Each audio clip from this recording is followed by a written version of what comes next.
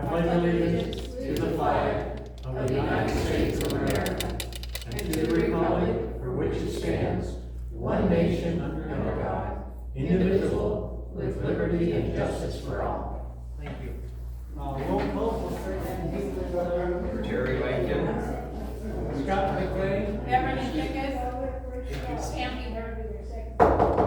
Please, folks. Thank you. Paul Kelly, General Manager, and I'd like to introduce to you Emily King, who is our new administrative assistant here to 10 minutes, as well as all the other duties of administrative assistant. Also, because he's on our agenda, we have our Chief Plan Operator, Bill Palma-Mesa, and we'll also record Director Johnson, who is absent at this moment. Thank you. Now it's open time for public comment pursuant to government code on anything that is not on the agenda. So if there's anybody who wishes to speak at this time, please raise your hand. Yes, Sandy, go ahead. I'm here to practice my car wash meeting, Thursday the 24th, 6 o'clock. Thank you. Mr. Chairman? Yes. I just want to mention, as it relates to Firewise has submitted and paid for to have a flyer in the upcoming newsletter. Very good. Yeah. Thank you, Firewise. And it's going out. Those hands you see are Don's. Oh. Moving on to item 5, consent agenda. Does anybody have anything they want to remove from the consent agenda for further discussion? Any comments or questions at this time? I found a lot of typos, and I apologize for not sending you something in regards to that, and I'll try to do that tomorrow. So when we approve it, we'll approve it with. As amended with the typo fixes? Yeah. Not surprised, since I was the one who had to do these bunch of minutes. I tried to catch them. I don't think there was anything that was. Wasn't substantive. Yes, yeah, very good. Good word. Anything else on the board? No. Comments from the public on our consent agenda, the payables, the minutes from the prior meetings, anything? If not, then I would entertain a motion to accept the consent agenda with the corrections. I move that we accept the consent agenda with the minutes being just amended with minor corrections. I second it. All right, we have a first and a second. All those in favor of approving the consent agenda? Aye. Aye. Approved. Moving on to item 6, new and old business. Yeah. I'll turn the time over to our general manager. Thank you, Mr. Chairman. While I'm flipping to that, I just realized on the very last page of the activity P&L report that we just approved, there's a note in there from the Aqua JPIA Risk Control Grant.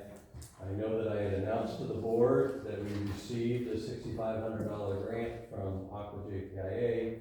We have purchased, and it has been received, a stand-up, push-behind concrete saw. So it was part of their program to provide equipment that would prevent our operators from having to bend over with the saw and stuff. So this way it's pushed behind. So again, it's in there. All right, we obviously had this bureau report and account reconciliation. Nothing on the old account reconciliation. There is quite a bit of our, I don't know if what the right term is, the turnover and change at the bureau at this point. I believe we heard that Carl Stock, who was our Western Region Manager, took the early retirement that was offered by the federal government. And 16 of the 17 regional directors also did that. So 17 Western states, 16 of them took it. We have our new North Area Manager, Elizabeth Hadley, She had originally agreed to come and speak in May, but I'm not sure if she can make it. Hopefully, I'll let her know that we're still would like to have her come. But she's got lots of changes going on in her. Can I interrupt real quick, just on a positive note, they seem to be doing a much better job managing the water in Shasta. We're just over 6 feet from crest at this point, Yeah. which is excellent. And then just one thing on the account reconciliation, after I posted this agenda on Monday, we did receive from the Bureau a reconciliation for water year 2024, not financial necessarily, but it was all about what they had in their record books for what we reported to them as number of acre feet that we used. So that would have been March of 2023 through February of 2024. And so I was able to verify that they had the same number of acre feet for M&I and Ag as we reported. But remember, this one has been on there for a long time because they had sent us a letter saying that we owed them, I think it was $42,000, and then they said, see the references, and the references were a bunch of invoices and pages that added up to $23,000, so we had sent them a note back saying, what's up? I did talk to Savir, I think his name is, who's part of the rate setting and financial reconciliation, and he's very bereft of staff right now, so he says we won't probably get to it for another 6 weeks.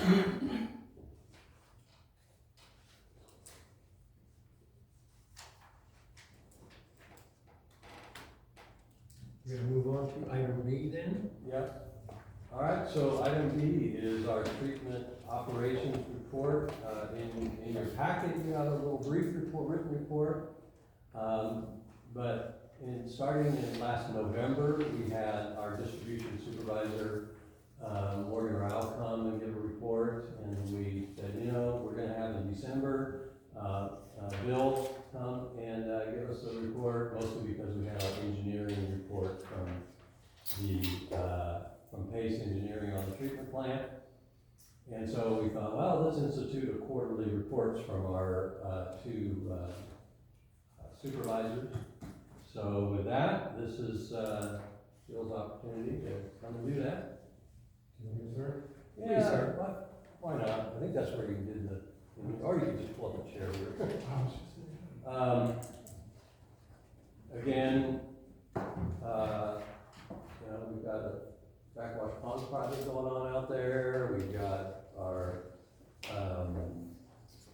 Pace Engineering estimate and a lot of other general operations, and we're about ready to go right into heavy water season, so. Time to go. It's getting there. So, for March, the water treatment plant produced 141 acre feet. Clear Creek used 92 acre feet, and that was 87 acre feet of M&I and 5 acre feet of ag. And that's just for March, so that's the total for water year 25-26. And the plant is currently making 3 million gallons a day, a little bit of an increase. And that'll continue to pick up through the summer.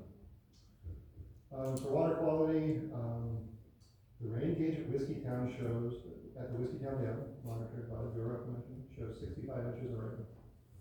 And if you go up over the hill to Granny Creek, which is also monitored by the Bureau of Reclamation, it shows 75 inches of rain. So somewhere in between there is what the watershed received. That's since October 1st. The impacts from that much rain were minimal compared to recent years. So every year since the fire, the watershed has kind of repaired itself a little bit, so less runoff. We always anticipate getting ready for the worst, but this year wasn't bad compared to how much rain there. We are seeing a steady decline in alkalinity. It has negative effects on the coagulation process, so we're using more chemical. There's an algae bloom going on because the sun came out finally. And that's shortening our filter run quite a bit. Bureau of Reclamation has reduced the spill into Clear Creek from 275 to 250 CFS, so they're clamping things down. They'll probably stay there through the summer, so they were up to 350 or 400 there for a while, but they're doing that. grant for water management. Since the last time I was here, so since the last update, we completed a consumer confidence report, which I did see that in the packet.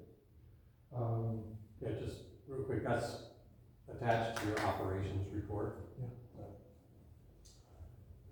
And it's posted on our website.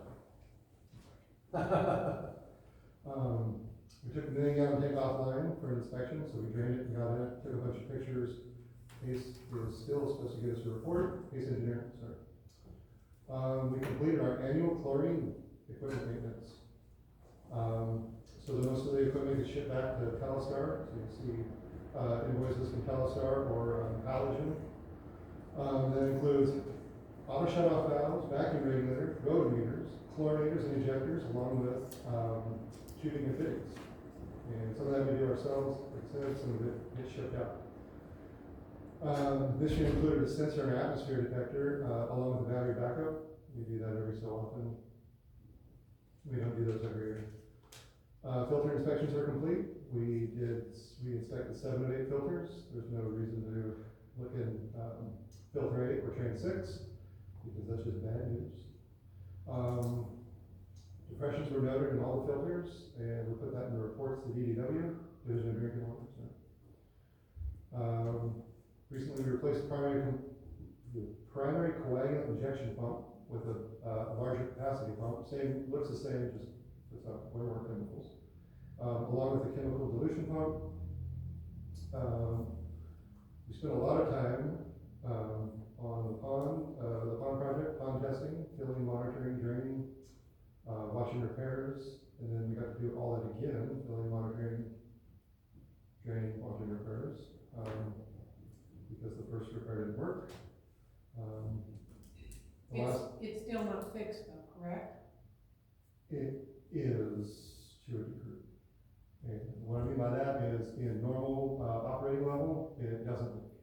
But if you fill the pond to the brim or close to the brim, which it should never get there inside of the 2 feet of freeboard, it still leaks. We haven't addressed that yet, technically. So in the testing, if you fill it to where it needs to be for testing, it still technically leaks. What we're doing on pond 2, the next pond that they're going to construct, is they're designing a fix for that. Because there wasn't like a water stop or a sealant or anything put back there. There was a cold joint, 2 pieces of concrete poured together, and it was kind of an oversight in design. So as long as the pond never got up that high, which it shouldn't, it won't leak. So that's the fix and it won't be worked on again? That is not the fix. That is just where we're at. So they're still going to address it? They still have to address it, come back and address it. Okay. We have to move on to pond 2. We're running out of time. And that's kind of what we decided was, this is it. We're just gonna manage. Because we have to start drying the sludge out. We started doing that this week. Sampling, disposal, we'll be lucky if we're in there by June 1st. So if we get a bunch more rain, that's not gonna happen.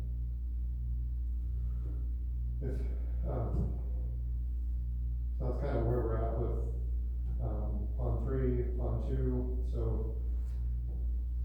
So going forward, we're going to be busy with oversight and coordination with pond 2 construction. Same thing as last year. We'll take turns starting early for contractors and concrete when they start, 2, 3 in the morning. We try to avoid the 2 o'clock morning starts, but when vehicles start pouring in at 4 a.m., they oftentimes need us there for one reason or another. We were talking about that, so excuse me, I have a whole list of stuff, and I was going to work through it. We're going to jump around. Sorry. We're still working on a communication fix for the tank, from the water treatment plant down to the tank. The biggest issue right now is line of sight, because everything's growing back. And of course, there's limited funds. We have, sitting on the plant floor, just need the time to do it. We have 2 electric actuators, 1 12-inch butterfly valve, 1 section, it's a 4-foot section of 12-inch pipe to replace inside. Those are projects like within the next few weeks. Chlorine injection pump is due to be replaced this year. The guys are going to, because first time we cleaned the filters since they were painted from the fire. Kind of a fun fact, I scribbled down here, there's 11,600 square feet of filter suppression wash. Wow. So, and we didn't want to do that, but I was just curious. It looked like the size of a house. As I mentioned to someone in the audience, we've been busy spraying poison oak. Like I said, everything's growing back. Safety and compliance wise, we helped get the electronic annual report complete for the district. Plant staff, not me, the guys, did the JPIA heat illness prevention training. That was in Bella Vista. We completed our SCBA and fit testing. We reviewed and trained on just about all of our safety plans, hazard material business plan, chlorine gas emergency response, water treatment plant, emergency disinfection plan. Those are just some of the big ones. Chlorine wise, we're going to need to do a seismic assessment this summer. So that's just an evaluation of all the supports and restraints for anything related to chlorine gas. Chlorine gas is an oxidizer, and just a little bit will rust bare metal. We keep up on that. When we see something starting to rust, we'll take it off the wall, sand it, paint it, put it back. But this is a full-on report. We conduct that ourselves, but this year I was told it's supposed to be done by an engineer, but it's always been accepted in years past when we've done it. So the one that was done 5 years ago, I did it myself and signed off on it, and it was accepted. So there might be some news on that. Budget-wise, here's the fun part. You go look in the system, we're currently sitting at $51,000 in our own budget, $95,000. But we got some big things coming up. We're working on the pneumatic actuator project. We're working to restore some communications with Centerville, the other water district, so we can see their flows and other information.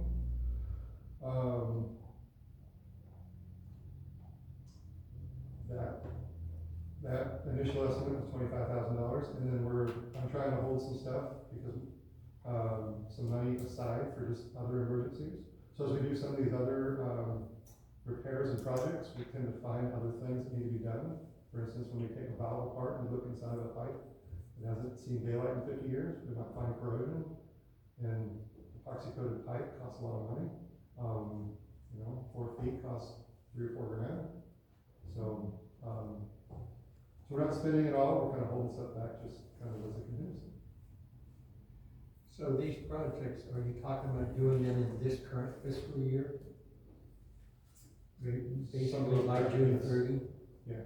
Okay, because if anything is past June 30, it'll hit the next fiscal year's budget. Correct. And if there are projects like that, we should be identifying them in your O&M for the next fiscal year. Okay. Excuse me. Apologies. Anything in there about the electrical panel that you said we really needed to?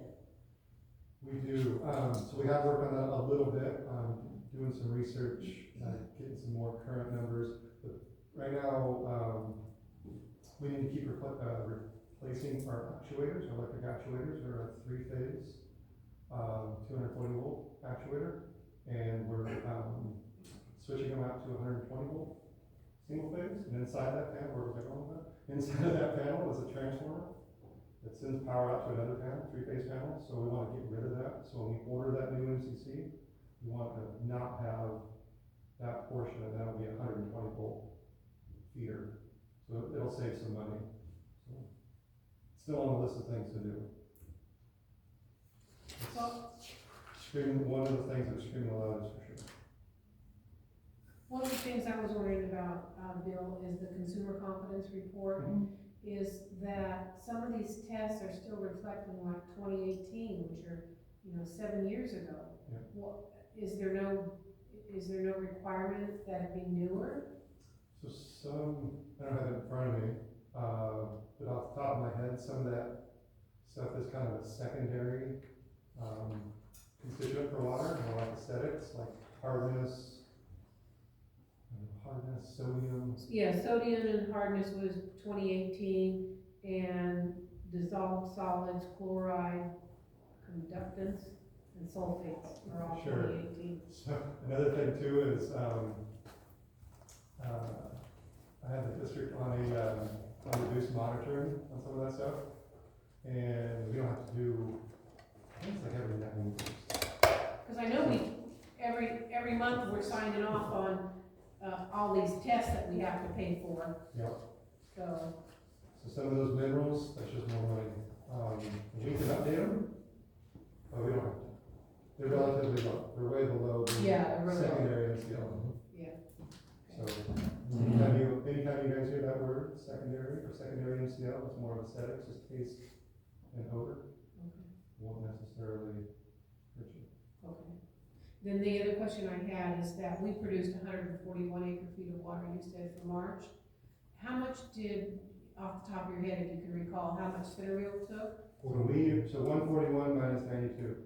Well, is that for sure? Yeah, What that's- about if we've got leakage, or that's- what about, Doesn't matter. I figured it out, it was 34%. well, Oh, yeah, sure. but I just Okay, wanted, sorry. I just wanted to make sure that it matched, because I was thinking, well, let's say if whatever number it should be, maybe it was lower than that. Is that how you're kind of, is it matching what they're submitting to us? Yes. Okay. So, yeah. So the formula for water use is treatment plant production minus Centerville equals us. Right. And it doesn't take into account for water loss. In the distribution system. Well, no, this is before it even gets to our system. Okay. So if there was a leak in the conduit, we eat it, unless we declare it. But that's just the way it is. So all we can go off is based on their numbers from their meters? Correct. Okay. And so part of restoring that communication in Centerville will help keep a better eye on that. Not that they are not, they're not misleading us, but, if we can monitor flow, we can program our own totalizer based off what's coming in from their data. You kind of get an idea. Gary, anything? No. Well, not this time. Are you just about done? Yeah. Are there any other issues that you haven't mentioned, that could be arising with the ponds or actuators or anything? Issues that we should be made aware of that could cause overtime that maybe we need to budget for? So anytime the plant is online, there's a risk of overtime, just because of the shape of it. I think that's the easy way to put it. Issues to bring to your concern that weren't brought forward in that case report. Not right at the moment. Yeah, read that case report. Okay.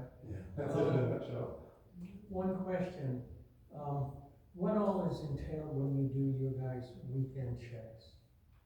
Same thing we do when we do a daily check. I actually have an SOP, I could have brought it, it detailed out what we do as operators when we arrive. It includes our remote monitoring, because like I said, just the shape of the plant, we do remote monitoring, we keep an eye on things. Filters entering the backwash, coming out of the backwash, just to reduce costs. Other than our routine overtime that we put down for going out and doing that, our weekend stuff, we've kept our emergency stuff down, our calls down pretty minimal. And we haven't had a major emergency since Don't say. the beginning of 23. Knock on wood. I know, and I'm on call too, so. I wasn't sure, so you're on site for 3 hours, really, on the weekend checks? Total of everything's 3 hours. Okay. All the monitoring, filters in and out of backwash, checks in the chlorine room, main filter building, ponds, and some of those little tasks change just from the needs of the plant. So if we're recording or looking at, pond 3 leaking, you know, that's something else we gotta go do, walk around the pond, things like that. Okay. As As a follow-up, considering the issues with the treatment plant and the fact that we are looking at trying to rebuild it, do you anticipate other issues as you ramp up production that may require even more than 3 hours?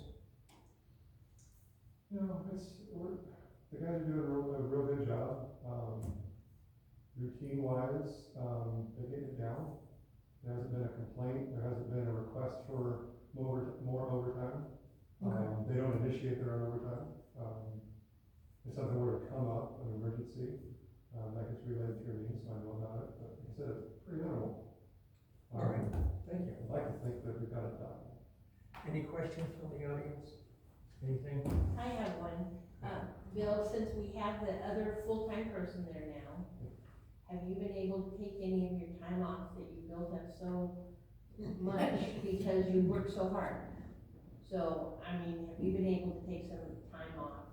Appreciate that. So, I believe you're probably referring to, at the beginning of 23, and I did take quite a bit of time off, and I still try to take a day off here and there. It's fine. I only mean that is so I know how hard you work, I just. Yes. Did you say it was high? So the comp time is high. That was an accrual from quite a while ago. Yeah. I don't think you're over the max, No. Bill. I'm not trying to say that at all, but Oh, if many you. suppose. So, There's a reason for that, but, yeah, so it was right at the cap on my comp time. My vacation stayed under the cap. Yeah, I don't care where it is, to be honest with you, I just wanna make sure that Well, if you're he taking. loses it if he goes over the cap. Oh, well, that I do care about, but I just wanna make sure that you take some time for you, appreciate that. cause you work really hard. Thank you. Anything else? Thank you, sir. We appreciate it. yep, thank you. Thank you. Moving back to our agenda, we go to 6C, our side letter. Yeah, thank you, Mr. Chairman, and members of the board. You might recall that at the March regular meeting, the board reviewed a request to consider reducing the lunch hour to a half hour for all staff, including office hours. And then a second item was to move the operators during the summer hours to 7 a.m. For really heat safety during the day, especially during those hot summer months. We also had a pay item in there as well, but I sent 2 letters to the union after that. One was related to the half-hour lunch, the second one was related to starting at 7. If you combine both of those, the operators during the summer hours would be 7 to 3:30, and the supervisor would then make sure that there's coverage either by the on-call person or themselves for the 3:30 to 4:30 for the office. So the union sent back, I guess they had a meeting with their membership, and they sent back the attached side letter to implement that. You know, one of the things we did ask them to consider was staggering the half-hour lunch amongst the 3 office personnel. So in other words, one would take their lunch from noon to 12:30, while the other took their lunch from 12:30 to 1. That way the office would be open all of the lunchtime. And when I got back from the union representative, of course, at the time, there were only 2 office personnel at that meeting. And they just felt like it would be a little challenging, especially since if somebody was sick or on vacation, they would be at the closure anyway, and not being able to do that. So just keeping it as a standard, closing it from 12 to 12:30. That is actually what Rio Alto does, that's what Centerville does. Centerville is open from 8 to 4:30. so is Rio Alto, and others that have half-hour lunches. So that's why, again, the sign letter is as it is. I did get a list of the call logs from Ability, our answering service. And these call logs covered from January through March 22nd. During the noon hour, there were 10 calls in that 3 months. And most of them, I didn't write it down here in my notes, but I believe, if I recall right, 6 of them were payment questions. In other words, trying to pay online, or, when do I need to come in and pay? During non-noon hours, there were 8 leak reports, turn off and turn on requests or leak. I would note, by the way, that it actually is recorded in a couple of those call logs where the on-call person was recorded as saying, you do know that if I come now, it's gonna be $100 or the extra fee. But that just gives you the round numbers that, I would say of those 10 during the noon hour, half were from noon to 12:30 and the other half were from 12:30 to noon or 1. So it's up to the board. I think the staff obviously are interested in it. I think one of the things I've mentioned to you before that some of our staff have mentioned, and our office staff in particular, not all of them live in Anderson or live close, but even Anderson's 15 minutes away from here. So there's really not much out here for lunch. So in other words, if you bring a lunch and you eat it, you're sitting around for 30 minutes kind of filling those. And same thing with the operators. I think Bill also mentioned that definitely the summer hour operator change would be beneficial for, well, especially when they got a project, they're gonna be there early anyway, but starting at 7 and leaving at 4:30, and a half-hour lunch. I mean, if you've been to the treatment plant, it's almost as remote as this office as it relates to, running somewhere that have lunch. So, remoteness isn't really that unusual. I mean, when you work in a hospital, you stick there. yeah, I think the only thing that isn't clear in the side letter that, that there's the field staff would be going to 7 to 3:30, implementing from June 1st through August 31st, is when you would implement the 30-minute lunch. I kind of think we should just implement it June 1st, that makes it uniform, but that's what you have before you. You can either direct me to sign it or direct me to send them a note saying we don't like it or we want to change. Thank you. Jerry, anything? No. Logan?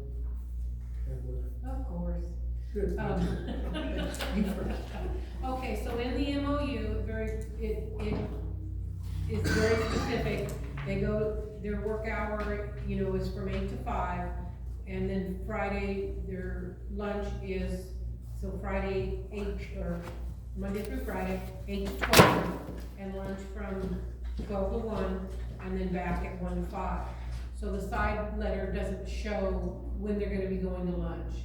So I would like to have that kind of consistent with indicating a time, 12 to 12:30. That's what I don't know what you guys think about that, but was the staff queried as to 12 to 12:30? Clarify, please. That's a good point. Yeah, and then the same thing then for when they go from 7 to 3:30, when is the field crew anticipating going to lunch? 11 to 11:30, 11:30 to noon? I just think that needs to be clear. And Your next, man. I think that because we're changing the hours, because of the heat, our heat doesn't stop in August. Our heat goes almost all the way to October first. So it should go further than that. Could go through September. I know we talked a little bit about that. Obviously, this is what came back from. Yeah. I'd like it to go through yeah, I don't know how the rest of you feel, but if we're doing it for the idea to help keep them out of the heat, then we go all the way through September. I agree. I didn't see your message saying you were gonna be late. Oh, yeah, I was trying to let someone know Are you good with it? No, I have a question. Go ahead. There's only 30 days in September. Yep. Okay. Where was my thought?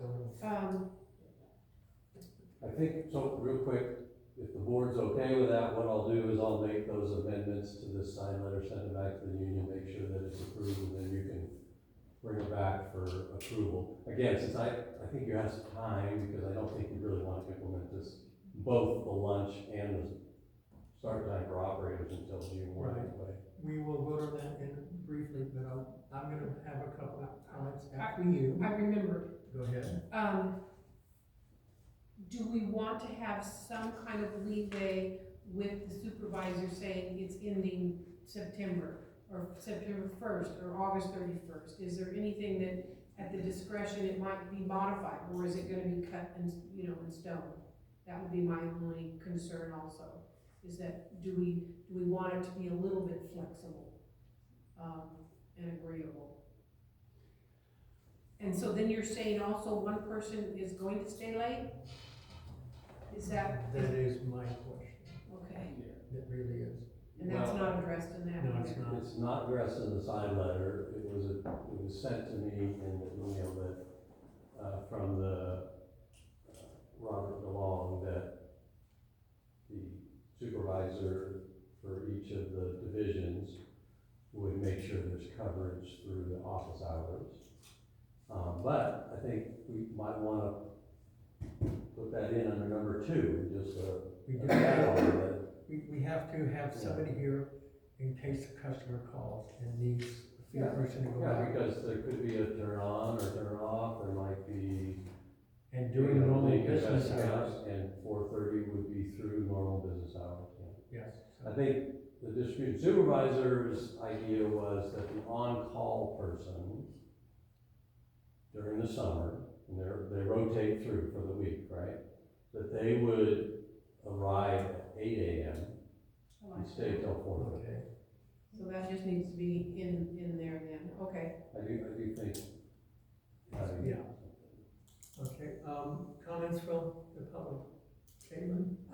Maybe putting something in regards, like an asterisk, so to speak, that if we had, anomaly, heat wave going through, so if it is the end of September, arbitrarily, September 30th is the end of when they do the early hours. If some reason we get like an absurd heat wave in October where it is 100 degrees again, that they can make that judgment call of saying like, We're gonna okay, extend it. that we need to do this week Yeah. as an early operating for heat safety. Fair enough, and I think that would be either the GM's or even a supervisor's call. Mr. Paul Mesa, I see your hand. The intent of this has always been shortening the lunch period. So the lunch period would technically still start at the same time and end 30 minutes earlier. There's already a provision in the MOU, unless it's gonna get changed, that the supervisors can, or the GM, with notice, can change somebody's work schedule temporarily. We had originally proposed, as the group, June 1st to the end of August, because that was summertime, and that's kind of when some of us could do it because of kids. If it went to September, I don't know, that's not what we discussed. And there was one more issue. Oh, coverage. It was discussed amongst us, the supervisors would cover and not the on-call person. So the on-call person wasn't gonna have 1 week, one shift, the next week another shift, starting at 7 1 week and 8 o'clock the next week. That's what we discussed and amongst us, what we decided on. Specifically in my department, I don't really necessarily work with the public, but we do get deliveries and stuff like that, and I told my two guys, if I need to stay till, if I need to do 8 to 4:30, then I'll do that. That's, unless I had the time off, then somebody else would have to do that. So, that's kind of the way it was discussed, and I'll end it with this. When you guys want to come out and visit the treatment plant, I know some of you have, we don't have a break room out there, so we at the control desk. So to sit there for an hour sometimes is a little much. Just, you know, we can't really get away. I guess we could sit in the vehicle. But that's, you know, that's our break room, is our control desk. So it would be beneficial to go to 30 minutes. So did I hear you correctly that you're suggesting that the supervisors do the 12 to 4:30 shift? We have already discussed that amongst us, and that was approved, so, yeah. I'm not suggesting it, but that's what, I thought we had proposed that. Maybe that didn't get into the, I didn't decide. It's not in the sign, it's not in the sign. Okay, so it's not, and who's gonna cover normal business hours here at the office was discussed amongst us. We all agreed upon it. If it didn't get conveyed to the manager, then So your workers are gonna show up at 7, but your supervisors aren't gonna show up till 8? correct. Unless there's something else urgent. But there would always be coverage. We couldn't, especially down here, there couldn't not be somebody to not take it till 4:30, take calls till 4:30. Okay, so the question is our, and this is just a question, because I don't know the answer. Is our distribution supervisor versed well enough in the job to be that person on call up until 4:30 to do a shut off, to? Oh, yeah, she's been doing it. Well, okay, I'm just, you know, I'm not here every day. I know. I think since she's the only other operator longer than her has been, so yes, I think so.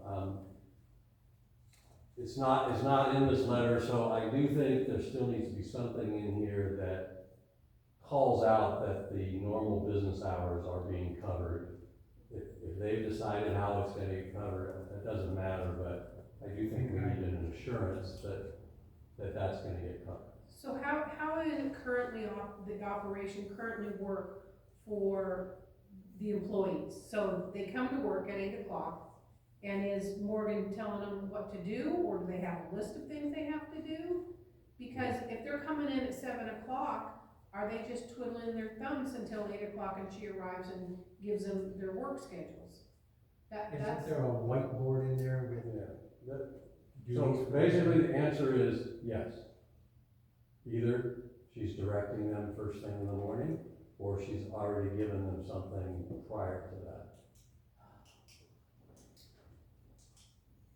I understand your concern. Okay, but that's up to her to manage and to supervise, to make sure that the work is being done that first hour.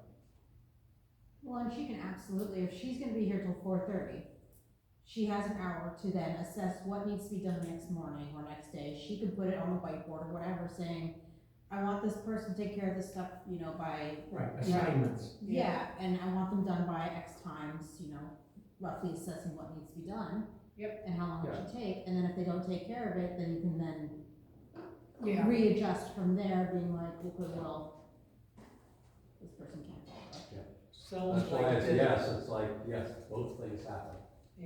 sounds like that the side letter needs to be adjusted then. Well, I It think, doesn't appear to have everything in there that we want to agree to. and Yeah, well, I thought that was a given, but maybe it doesn't because the staff seems like they are okay with the June to August early start. And I hadn't considered the children aspect, but that is absolutely something that's difficult to work around that time of year. Or once you get back to school time, so. yeah, You got a parent that's you don't working want to 7 have and the the kids kids will off be at at school at 8. 6:45 and That's true too. so, like, you know, I think the main thing, unless you're okay with it, I think we probably should send something back that at least mentions that there will be operator coverage during the new normal business hours. And maybe just leave it at that way, because it's not in here that there's, that this. Right. We don't need to be Or directing that the the- staff on how it's yeah. done. And they can, if they wanna do it with the supervisors, fine, if they wanna assign their on-call person, then they can do that. Bill? I mean, technically that's operations, and it's up to us to make sure that there's coverage. Does that need to be detailed in the MOU? I don't know, I think it kinda goes without saying, that's my, I mean, there's nothing saying that, you know, specifics about the treatment plant, we just have to do it, we have to comply. So, just throwing that out there. Thank you. Well, Sounds like. if you're comfortable with it, you can direct me to sign this thing as is. If you're not, you can direct me to. That's fine. Well, what about, well, the MOU tells them when they're going to lunch. This side letter does not. That, I just, You'd like that clarification in the side letter. You could craft that into your motion.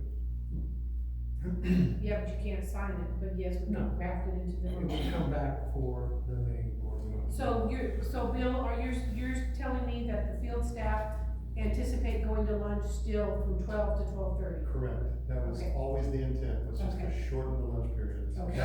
Start would remain the same, the end would end 30 minutes earlier.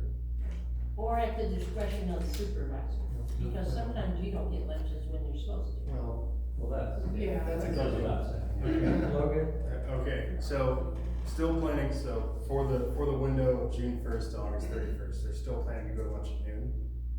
Correct. That puts All them at their starting- fifth hour. Yes,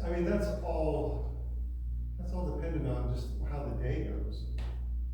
Sometimes they don't get lunch, or us, for that matter. right, And so, that's not detailed out in the MOU either. No. no, it's not, so I'm not familiar with the union operations, I'm not familiar with anything like that, but I do know that I get jammed up very aggressively if my guys are going to lunch at their 5th hour. So if my guys start at 7 and they go to lunch at noon, I have to pay them an extra hour for that day, hourly rate, because I held them past their 5th hour. Yeah, For what's considered a lunch violation, so does that not exist in this set? That is not in our agreement. Okay. So it happens to us, with the treatment staff, it happens to treatment staff all the time, where, we'll be on a project or in a meeting with another agency, and oftentimes they don't take lunch, and we won't take lunch till 12:30 or 1 o'clock, but we still take our hour. That's not overtime, it's not extra pay. Okay. Very good. So, can we get a commitment then from the office staff along the same lines to, follow the directions of the MOU? And they would be, their lunch would be at noon to 12:30 also. Would that satisfy?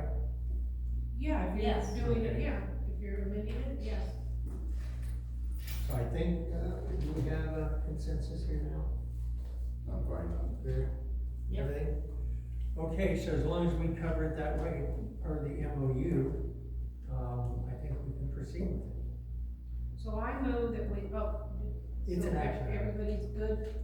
Yeah, I move that we, accept this side letter of agreement between Clear Creek Community Service District and Local Union 792, QPEC, with the stipulation under number 1, that it be specified that lunch is from 12 to 12:30. I second it. thank you. Having a motion and a second, all in favor? Aye. Motion approved. Please order signs. The window is a problem. Yeah, probably gonna have to go out in the newsletter and also on the website. Because you're gonna have people thinking we're open till 5. Yeah, again, that's the other reason why I think having both of these implemented on June 1st is the best way to go. That way it was in last month's newsletter. Right, That way we put it in this month's newsletter, that we asked their opinion, we heard nothing. right. Now it's actually gonna be implemented. Okay, so it takes effect. Because we know all 9,000 people read that newsletter and they didn't send us anything. Yeah, right. So what I'm gonna do, based on the motion, is I'm gonna modify, paragraph 1, that just says, approve the reduction of the lunch period from 1 hour to 30 minutes, dash, 12 to 12:30, or something like that, and agrees with the new hours of operations, 8 AM to 4:30. Sounds good. That's the cleanest way that I see it. Alright. Fabulous. Moving on. Alright, next up, is the FY 26 preliminary draft budget. In March, the board asked that I start early on budget. Normally, we start on the next fiscal year's budget at an April-ish, finance committee meeting. We start working on the numbers, and then we bring it to the May board meeting for a review and input, and then in June, you have a public hearing, publicly noticed in the newspaper, for the final budget. So this time we went a little early, we had a finance committee meeting, and this is they took a look at this and found some edits that we made. So what you have in your packet is a preliminary budget. You have what I started 3 years ago, whatever it was this whole kind of narrative, as I like to call it, to have a budget narrative. After, it wasn't until the third look at this, after I posted the budget, I found more typos, dang it. And so I'm just gonna mention there's a few bottom line numbers, like customer accounts revenue in the narrative is right, but the water service revenue has a typo in it. It's supposed to be 215, not 200. Just like the total revenue is 3,450,000 versus 3,435,000 in that report. So I'm gonna push you to look, I'll fix all that. And push you to just look at the actual spreadsheet. For the non-finance committee members, the base rate charge is 2,656 base rates times the new base rate amount, which is going up this July 1 to, pass it up, I already forgot it, 59.31. The domestic water sales, 470,000, and ag water sales, 130,000. Those are both based on 2,025 acre feet of M&I water and 600 acre feet of domestic water, or ag water. Again, that's what we've scheduled. Obviously, last year we actually did more than that, but that means you'll have more revenue and then you'll have more expense. Pretty much all the rest of it's kept the same, except for our property taxes have gone up, what we've received. And so we're calculating we're gonna have a slight increase in property taxes. If you go to the expenses, the bureau purchase, that's basically based again on the 2,025 acre feet of domestic water and 600 acre feet of ag water. That could change. Slight increase in the water treatment plant expenses, mostly from more water, more chemical costs, but pretty much it's staying the same as before. I just want to point out to you that we do have some money in their equipment / capital / facility improvements, which would be in addition to this repairs and maintenance of 55,000. Again, that's for the potential of getting a panel ordered and other things like that that show up as potential capital. The only thing really different in the distribution is that after a number of years of us being a bit stubborn in budgeting for what the repairs and maintenance was actually costing us, I decided to actually put 210,000 in there, since but it's been running for the last, few years. Well, hopefully that'll come down a little bit since we purchased the vac trailer. We won't- Yeah, and actually so far it has, in other words, we had some leaks and we've spent less, to actually repair them. Maybe not hiring contractors as much. Well, I think too, one of the things I saw being done was is that you were having, Morgan do an inventory, which I probably think is the first, of what we have and what we need to keep on hand. So that should bring some stability to that. Yep. Any questions by board, starting with Terry? I just want to point out to you one other Okay, big go ahead. expense, if you go to page 4, you know, under employee benefits, the CalPERS district actuarial liability. You might recall last year we didn't know what it was when we were setting the budget, and we guesstimated at 100,000 and it came in at over 150,000. Yeah. So that's a little bit more accurate, so that's a significant, uptick. Yes. The health insurance has gone up, I think, most of CalPERS, health insurance, premiums have gone up anywhere from 7 to 12%.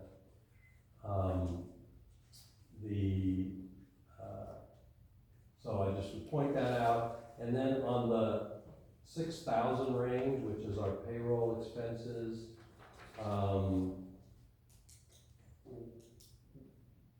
per our MOU, all the employees get a COLA on, July 1.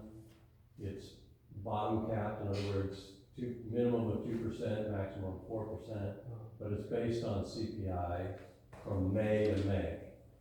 So we obviously haven't made it through April yet, so usually you take May of last year through April to calculate it. But I calculated it up through February, and it's running at about 2.8%. So these, little bit slight increases in our costs is based on 2.8. You know, who knows if, it's hard to believe that, the March or April CPIs would change it that much based on that, but it's possible. But, So is there flexibility in the MOU if we as a board feel that because, at least we hear on the news of inflationary costs on all kinds of things. Do we have the ability to go to the max as a board if we chose to, even if the consumer price index or whatever comes in at 2.8 or whatever it comes in at? well, you would Not have saying we to should. you would have to take an action, at the, June board meeting. Okay. Because at that June board meeting, you'd be adopting your final budget, and you would have to show that you have somehow put in the budget and Right. Payment for that. Okay. So again, I just would remind you that, well, one thing I would suggest, you don't have to, but I would suggest that I get my edits done, take any feedback, thoughts that you have, and that you actually have this on your May meeting agenda, even though it's gonna be the same, Right. pretty close. And then have your public hearing in June for a final. Very good. Beverly? Nope, I'm good. Pam? Good. I have one small item and one potentially large item. And that is, line 52,000 interest expense. We have gotten a great benefit from the Backwash Pond grant. We're getting 6.3 million in improvements, but we have a loan through RCAC, and our payments are, the interest is not reimbursable through the grant, so it's an expense to the district. And I don't see it listed anywhere really in here as a expense for the budget. I'm wondering if we shouldn't be adding it back there, maybe right under 52,005, the RCAC loan for the interest on the dump truck. I took a look at just kind of what we were doing this last year, and we're in that 60,000 range potentially. And if we pay that 60,000 out, we have to account for it somewhere in the bottom line of the budget. Yeah, I think, to the chair, it's an excellent point. Currently, if you look back again at your consent calendar under the March activity report, you will see the 8,000 range, which has our expenses for the backwash ponds project. And the reason it's in there is that when we get reimbursed, it zeroes those out eventually. Right, Okay. except for the And interest. so currently, that interest, I think, I don't know, I have to check with the bookkeeper, I think it's getting wrapped into that. And I think your point is very right. In other words, it'll never balance because we aren't getting reimbursed for the Yeah. interest. So we need to add an interest expense here. And what I would suggest is that under the, revenue side, we have a 14,000 use of reserves. Currently, we have the Win Act reserves paying back our general fund. And we should add in there the loan reserves, the dollar fee that we've been paying on our, State bond, which is the state loan fee. 38 cents.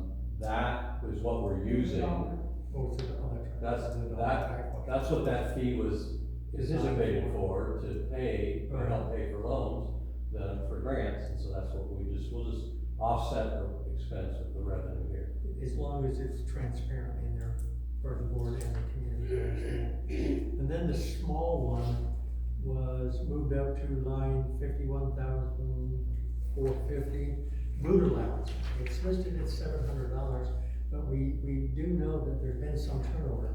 And, if they come in and work 4 to 6 months, they get their boots, and then they give notice, we're spending another $100 for the next employee.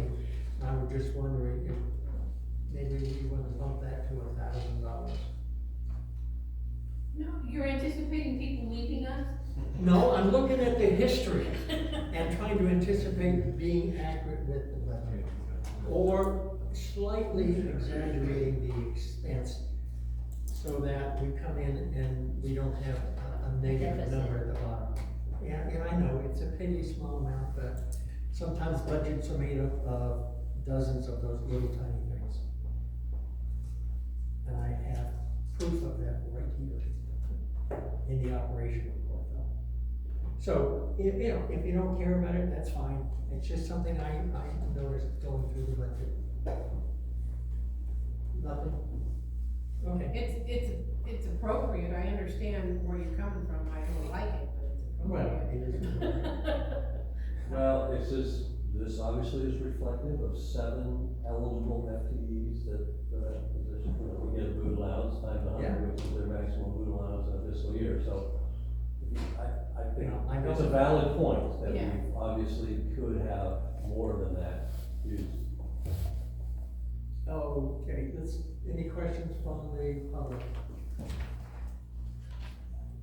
Nothing? Is this the shirts and stuff too, or is it just the boots? Oh, no, shirts are through the laundry service, and that would be, listed elsewhere in the budget. And then I think the budget for that for cleaning and whatnot is 5,000 for the year. Yep. So that's where the shirts and that come in, shirts, pants, on those who take it. This is strictly just something through the way, a boot allowance for those working in the field. Yeah, I Okay. remember when you discussed that before for the Right. shirts and laundering and all that sort Right. of thing. I wasn't sure if the boots were included back then No. when you voted on it. The boots are a separate item. Okay. Any other questions? There's actually no action to be taken at this point. We'll make the adjustment so it's more transparent on the interest that we're paying for the backwash. Yeah. And I think we can move on to the next item. So it has to be posted in the newspaper Yes. for a public hearing, and is it 30 days ahead of time, so we have to have it done, no? No, Okay. it's one of Emily's tasks is to confirm, but I believe I think it's, 6:10, I did confirm. You did? This afternoon. Oh, 10 days? Oh, just a- so we're plenty of time. not like Prop 21845. Yes, it's Prop 218 that has 45 and a 30-day box. Okay, next up is 6E, which is the cross-connection control plan and rules and regulations for water service. You might recall that you authorized me to sign a contract with HydroCorp to do a hazard assessment or surveys. They like to call them surveys. I don't think the cross-connection control plan is the hazard assessment. I just recall that hazard assessment means you go to a commercial building, let's say, maybe like a restaurant or a pizza place that has a soda fountain and doesn't have a way to prevent what comes through the waste out of the soda fountain from getting back into our water system. That would be identifying a hazard. They then write up a report and they use the district and themselves to present that to them. And so what they're gonna do is they're gonna do commercial, industrial, and institutional customers for the next 2 years. The other element of their contract, remember, you might recall, they actually did this. In other words, they aren't billing us for this contract until they start the hazard assessment in the next fiscal year. So this is their plan, and this is what they presented to you and to us. I was a little disappointed that it was so long. It's actually 33 pages, and for your packet size, I could only eliminate 11 pages of appendixes, and most of it is definition. So just really quick running through it as an introduction, that they're here to protect the public water system from contaminants. Page 2, we will have to amend that, the ordinance, et cetera, because that's related to our rules and regulations. They talk a little bit about what backflow protection and cross-connection control is. They have a whole definition section, and you can get in the weeds on double-check valves and all these other kind of things. So their program approach, which is on page 7, is kind of the most important thing, which is they're going to do an initial and this plan calls for ongoing hazard assessment. So they go out and they go and check all the water customers, and they do, and then 3.1 has the initial assessment and they potential hazard, and then they so each hazard assessment must classify the level of risk as either a high hazard cross connection or a low hazard cross connection. And again, they have some examples in Appendix B, which I don't have in there, but if somebody really needs to see it, I have it right here. And then the hazard assessment must determine whether an existing backflow prevention assembly provides adequate as well. In other words, they determine what they are, and then they can decide on that. Then you see on page 9, it has just sort of what some of the protection tables are. They have a little discussion on page 10. If you have a fire protection system, in other words, sprinklers in your house, it has a little bit different way to deal with that. If they're not installed with cross-connection control, consider stagnant water in a fire system that somehow can get back into your system would be considered a hazard.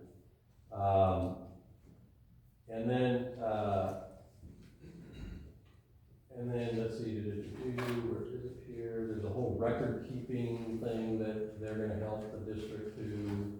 And then there's enforcement, which is on page 17. So basically, if they find something that is a high hazard without any cross-connection control, they will identify it. They'll work with the district.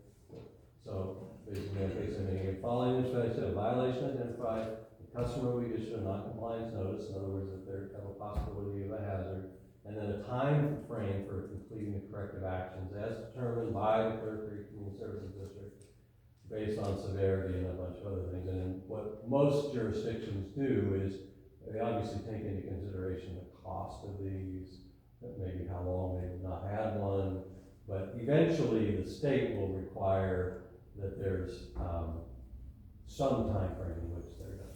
In here, it has, they don't talk about severe ones, but less severe cross connections are generally expected to resolve with 30 to 60 days. But, you know, that's, a lot of that's gonna be up to the district as this thing rolls out. There's a public education section, and then there's, an incident response in case there's some emergency that happens with this. Then the next document is, in 2016, the district approved rules and regulations for water service. Hasn't been updated or amended since then.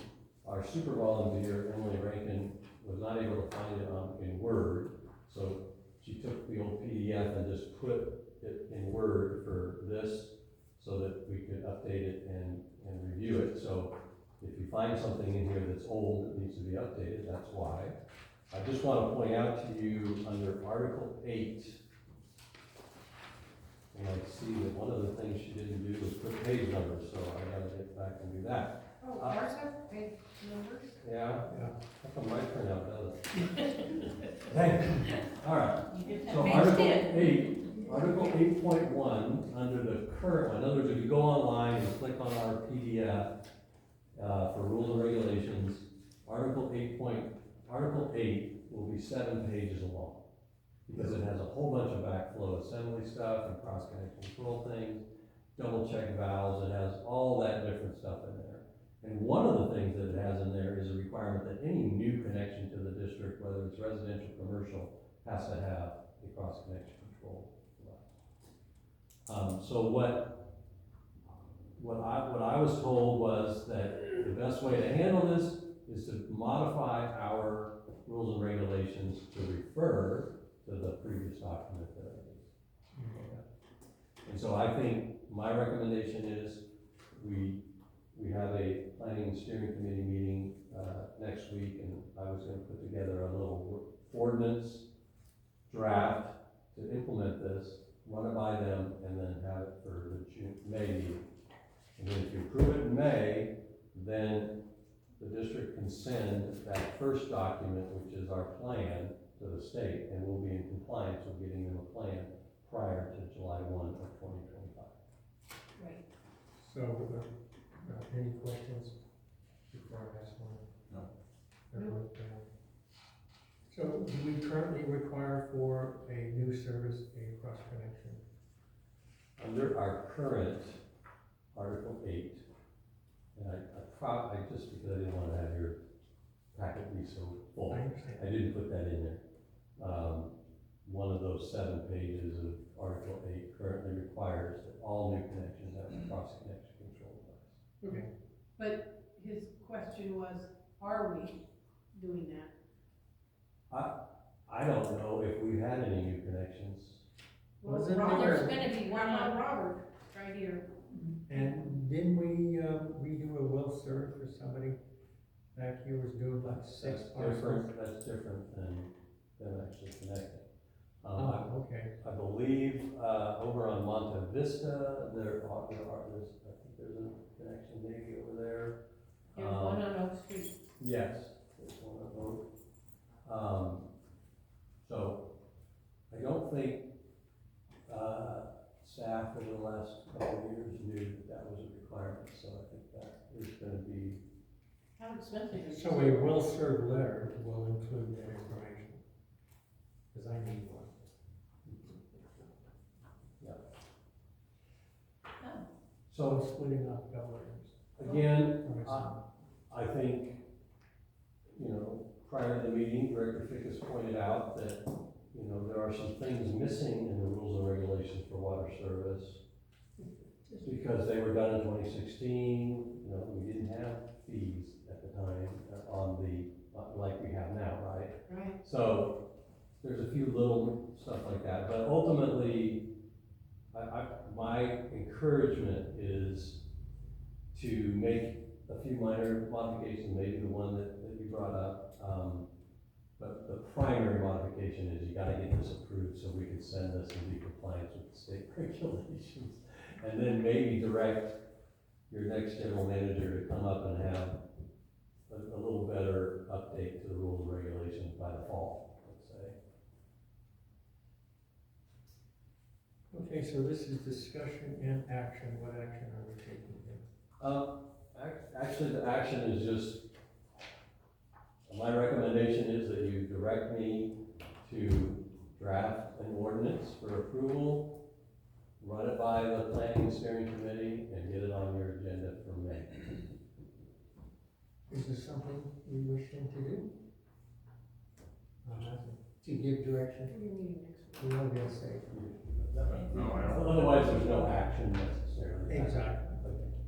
So the board wants to direct our general manager to draft an ordinance for the next board meeting in May That's that, in reference to the cross control. you made changes to.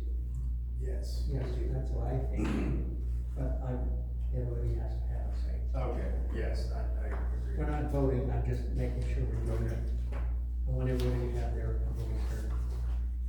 Sounds like, we're agreeing. Okay. And again, I think, since we have a planning and steering, I just think it's good to go through that process, and it's also gives us enough time to get it submitted to the state.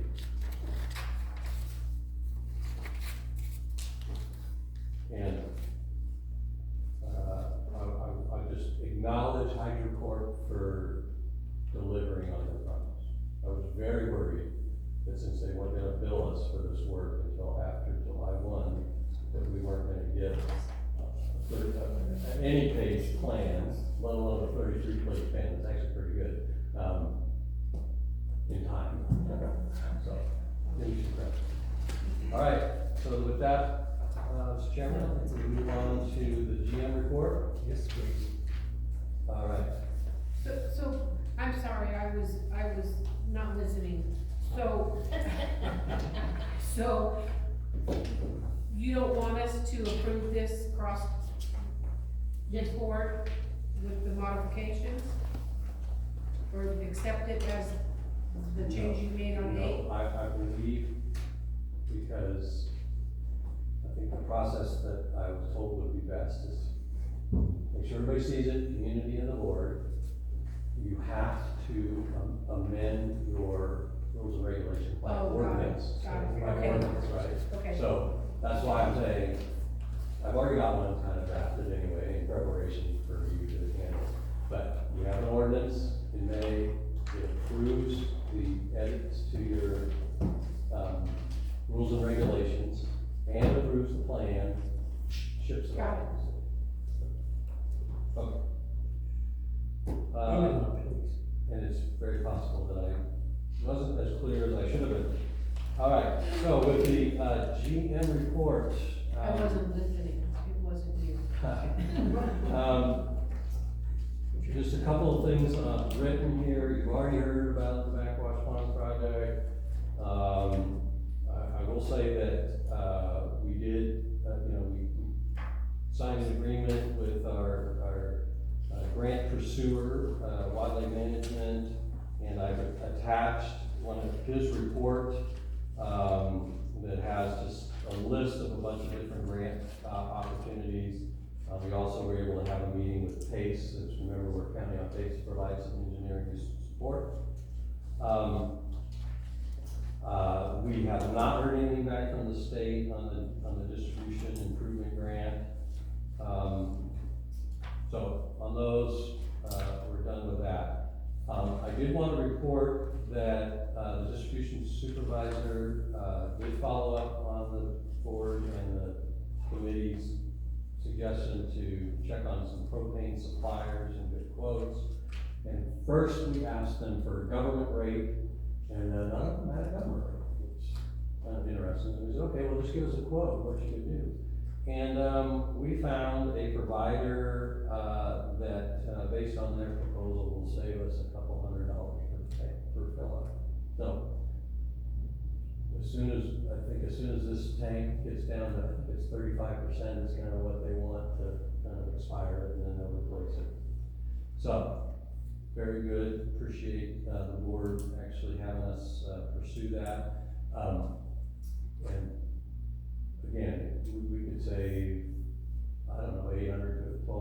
over a year, depending on how much cold it is during the winter. The other thing is, just as a quick reminder, last month you approved the new rates, water usage rates. And the only change, there's no change in the domestic, 1 penny less for the ag rate. So that goes into effect this billing cycle. I think I know I committed to you that I would report to you on, you had given me authority for anomalous, sort of meter reads, some of those, what we thought was probably ghost reads that were basically part of our last few months. And so what we would do is we would investigate them, and we would, see, and we had Mavis, our favorite little example of our 90-year-old, down off of Olinda, who averaged 2 or 3 units per month, and then had a 500 unit month, and then had 2 or 3 units. We had to wait until the next month, went to 2 or 3 units. Morgan went out, checked it, no leaks, went out multiple times, and figured out that it was mostly had to do with our software and what was being written down versus what was now being transponded through the transponder. So we've waived 2 of those. We've had one that tried to convince us that that was the issue. We went out and investigated, found out it was a leak. They had actually called somebody to come out and turn off their water on a Saturday, and then they fixed the leak, came back and then tried to claim that water didn't go through the leak. So we did not waive that one. You had a speaker that came before us last time, and so we did investigate that. So we actually, they claimed, I think at the dais, that it was like a $2,000 1-month bill. So we found that it was around $1,300. I forgot to write down the exact amount. So we have suspended that amount, removed it from their bill, because they're on a payment plan. We just said, before we actually waive it all, you have to comply with your payment plan. If you don't make your payments and it becomes delinquent on your payments, then you're gonna have to tell us what you're gonna do with this $1,300. But basically that was one of the other anomalous ones. So I said I would report you on that. I also regret to inform you that our account clerk gave notice. Lisa Thralson, great, doing a great job. Lisa's leaving? Yeah. But she lives in Red Bluff and got a really great opportunity in Red Bluff, so. And we just increased her salary And yeah, we should pay. to keep her. Well, we're gonna keep her. So we will be posting that probably tomorrow. To recruit. She's here through the end of the month, so we'll help get us up to speed on meter reading and bills and all the rest of that stuff. The only other thing On that question, she would be the person who's collecting all the delinquent accounts. How are we doing on them? We had 82 lockouts notices last month. We had 27 placards notices. We had 5 lockouts. So they're consistently doing it. Yeah, Good. and the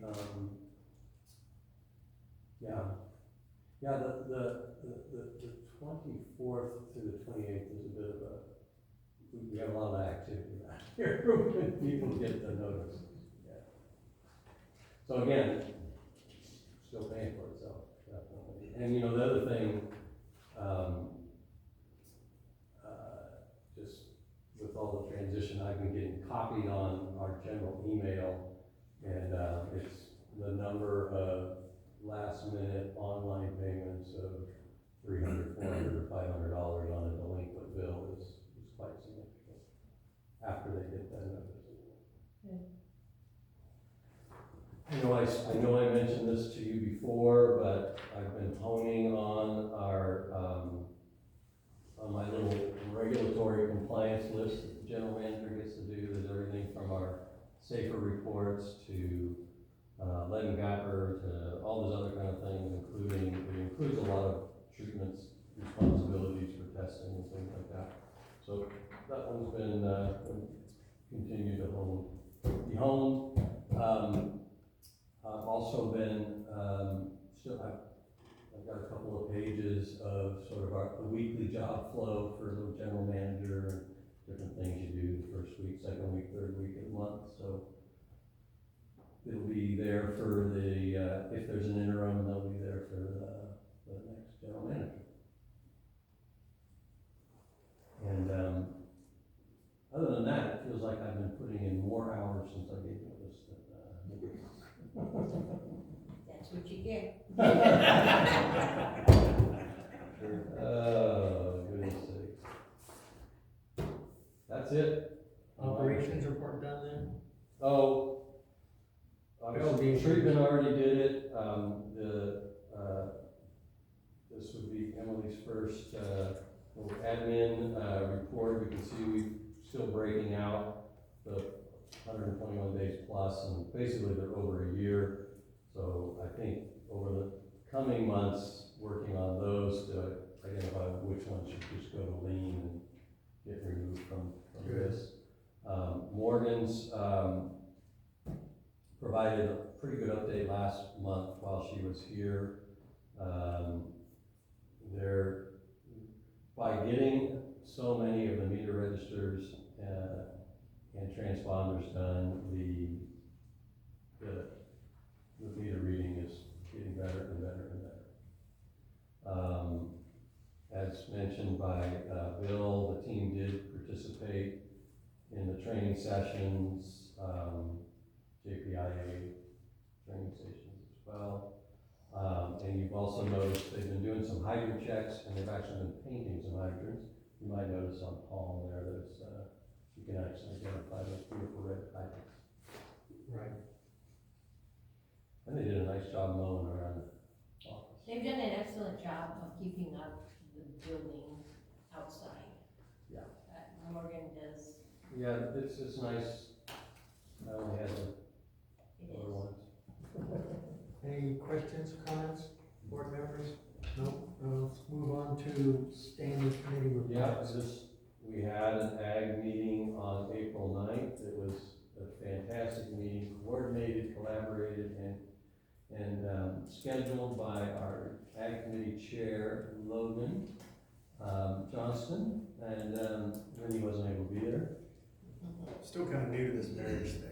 I haven't figured out whatsoever. So. His anniversary. It turned out to be his anniversary, so we said for his own preservation, he might want to skip the meeting. Besides, our community committee member, Robert Wharton, stepped in. Wonderful. So what we did was, the main reason I want to bring it up is, we still held it as a community meeting, because there wasn't a quorum of committee members.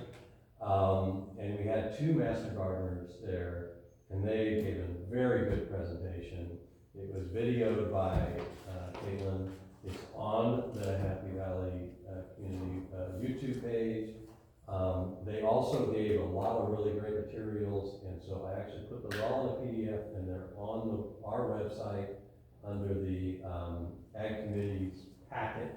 Normally we don't have packets for committees, but I thought people might like to see it. They've got a lot of good paper documentation of when you should plant things and all the rest of that stuff, so it's really good. And probably the best advice of all that they had was that make sure you plant what you like. Because if you don't like it, you're gonna have a lot of it probably. Then we did have a finance committee, you already saw that. Can we back up a second, please? Yeah. Part of the agriculture meeting from 5:30 to 6 was a follow-up to the farmer's market. And we will be starting May 10th, and the fee will be $10 per. It's a little more than was anticipated, but the people, the vendors who were here indicated they'd like to see some more signage. So I went through Amazon and ordered, some additional signage that will be delivered, probably later this week, early next week, for use at the farmer's market. Very good. Finance. Yep. Finance, we already saw the FY '26 preliminary budget. And then we have a planning and steering meeting scheduled for 4 p.m. on the 23rd, where we'll look at the spreadsheet for the extraordinary operation and kind of, that semi-CIP, and then, we'll also look at the ordinance, make sure we're good on what goes in there. I think the other thing we need to add on that, it's not standing committee, it's an ad hoc committee, is the Centerville contract committee. Well, my recommendation is that if you have an ad hoc committee report, you do it under member comments. Okay. Mostly because these are Brown Act committees, and if we start having, We don't want it around No. here. Okay. Anything from the finance chair? I was gonna prompt you to make a comment, board member comments. Yeah, the finance committee, we just basically went over the budget and that's what got presented, so. All right. Moving on to board member items. Nothing. Nothing. Maria? Nothing. I defer to you because I know, I have to leave. Did you have anything first? Mine's long. What was in Centerville? Or Sure, was do, it- yeah, no, do Centerville. Centerville, we met with the two members, Beverly and I did, and, Paul. It actually went really well. It was, we'd never met him, so it was, kind of, get to know you. They, discussed some of the previous problems that we've had as a district, and, we assured them that there's been lots of changes and lots of, improvement. And, I thought that they responded really well, and, we are gonna continue to meet to try and get the contract, done, or at least get them to sign their, desire to still buy water from us, we have to have it done by 26. No, it's 2027, but by 26, we have to indicate that we're going to renegotiate. Right. So it's the beginning of renegotiation. All right. You're up. Okay, I'll do some of the easy things first. Have we heard anything from the auditors? Yes, they, sent on Monday the last 2 or 3 items that they needed, responses to. And then they said, I believe our bookkeeper, accountant got them everything they need. They said they'd have a draft in 10 days. Okay, because I think the deadline was March, or originally that they had anticipated. They had originally said end of March, because we were hoping to have it in time for maybe this meeting, but I think it's gonna be for the May meeting. Okay. Just one of the things that I noticed on Facebook, so this is for the board, there was a comment made by somebody that the staff does not ever fix a leak now at nighttime. So I had emailed, Paul and asked, what is our procedures? So it is who's ever on call, or if they get a hold of Morgan, they make that determination. And that one that was over off of, what was it off of?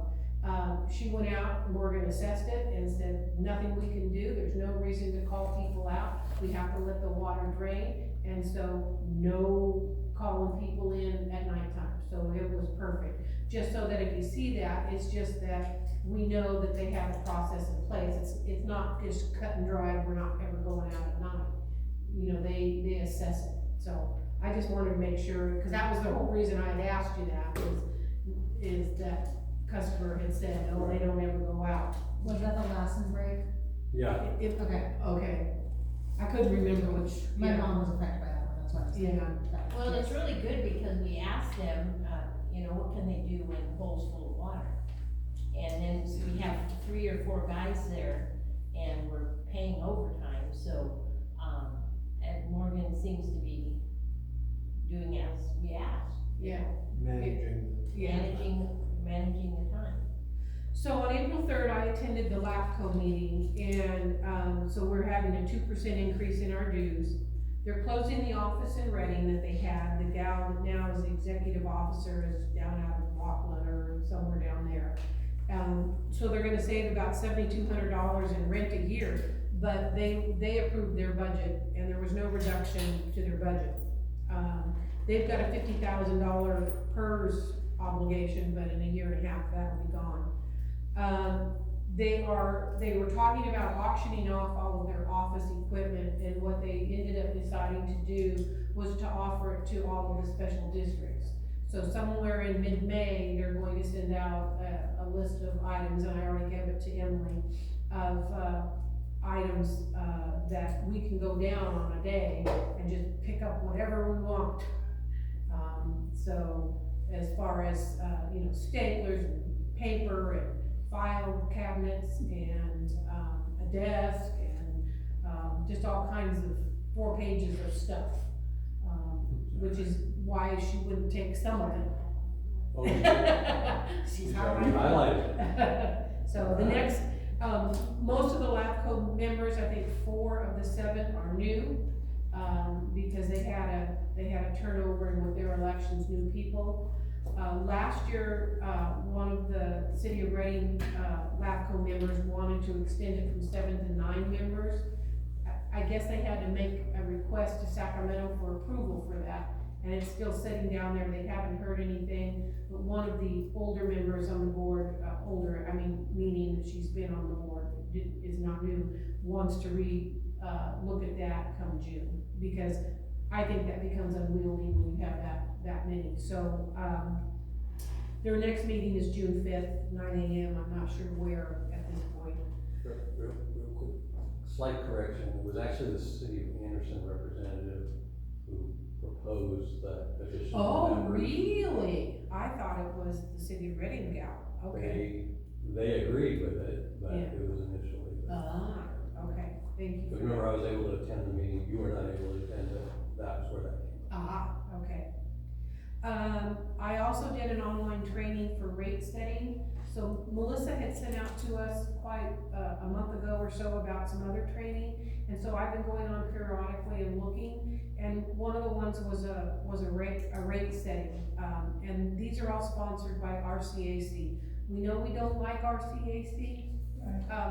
However, they put on some really good training. I think they have some new members, and for disadvantaged communities, they do a study free, so that we don't have to pay $25,000 to $50,000.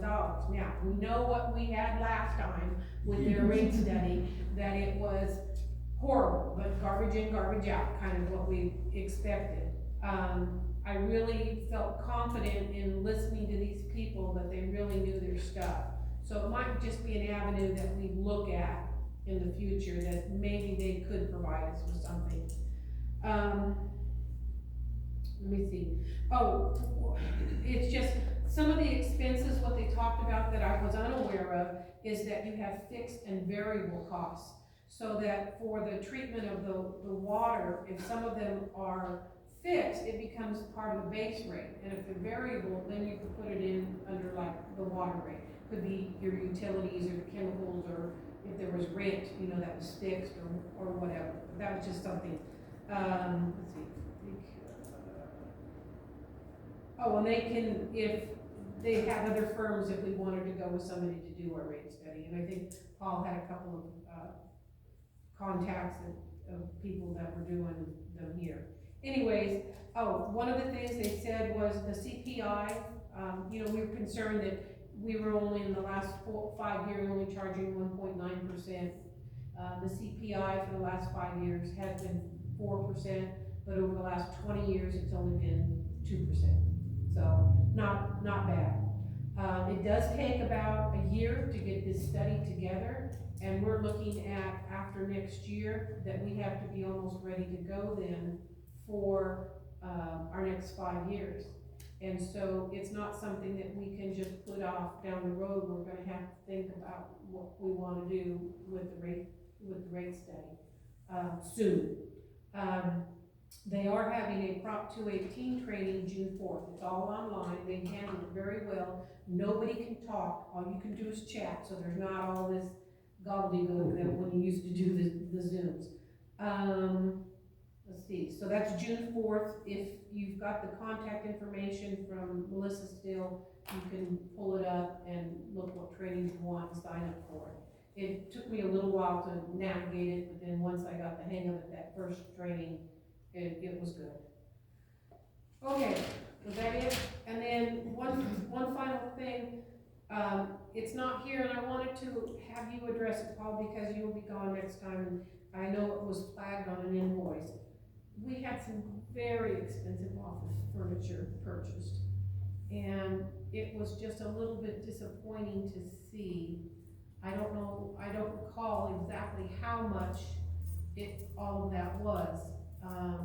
I know our budget through March was 3,500. Was it less than 3,500? So we stayed within our office supply budget? Yeah, it was pretty much right at it. It was about $3,200. So it was desk and everything else. So as you, maybe not everybody knows, but for a long time, we have had our account clerk, our admin assistant in the front office area, and the bookkeeper in the, that one office that has two doors that go in and out of it.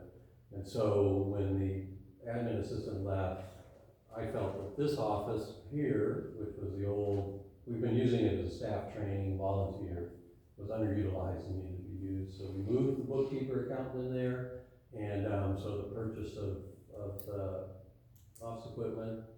In the end, I felt like it was a justifiable expense as long as the cat stayed under that amount. In other words, it was running a little higher than we thought, but it just means that it's an investment that we have good office furniture in there for use now. It just was an expensive company to go through. Well, I know we shopped around to get the best cost, and we had actually one of our operators assemble all of the desks and everything else so they keep that for cost. Yeah. Just another thing, one thing and I'm done. May 10th, 11th, is the JPIA, is it a training or conference, or what is it? It's the Aqua JPIA membership meeting. It is their conference. They do have a board of directors meeting sometime middle of that Monday. So it's in Monterey that I'll be attending, and it's a day and a half, so it's all my portion of it is, it's just a day and a half. Nice location. Yeah. And, if you don't mind, I probably shouldn't, but through the chair, I would just say, remind you that in January, I brought up the fact that you need to get started on the Prop 218 rate study. So I want to really thank Director Fickus for taking some of her time to go and get online and start getting the training, because the more we know, the better. Again, I know I've suggested that you might want to consider hiring some firms to do it.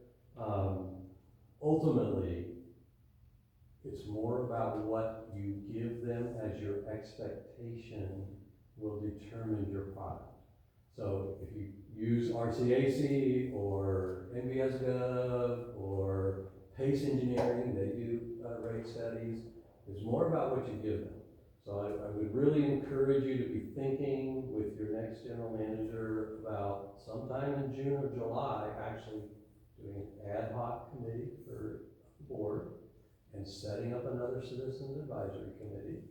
So you have a couple board members, a couple people as citizens, and then have them put together what they're going to hand your rate study person. And then you may decide you want to use RCA, you may want to use who they recommend, right? But I think you're going to get a better product if you go with that route than having them run off and go do something and then have to go back and fix it. I agree. Anything from the board? Any comments from the community? Sandy, real quick?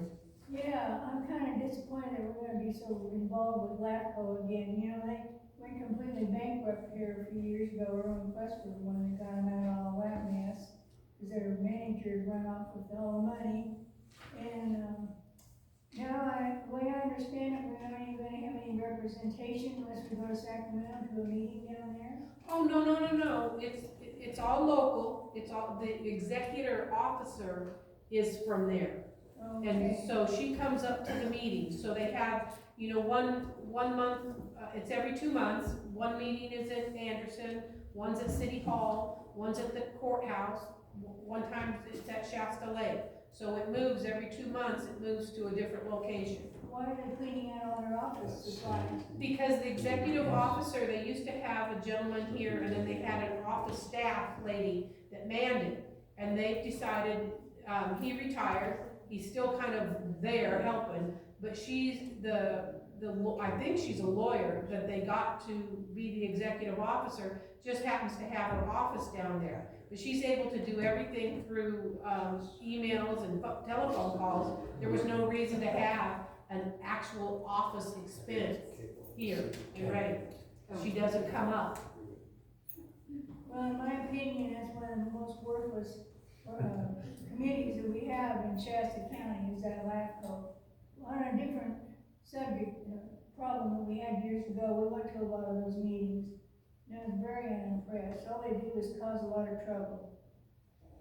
There was some friction, I'll tell you that, this last Well, they meeting. want everything in squares. Everything's gotta be in square. Like off the end of Palm and Oak. They wanted to make all that just in a big square. You can't do that on that property. When Colleen Watson was on the board, that's when we started going to all those meetings, asking a lot of questions.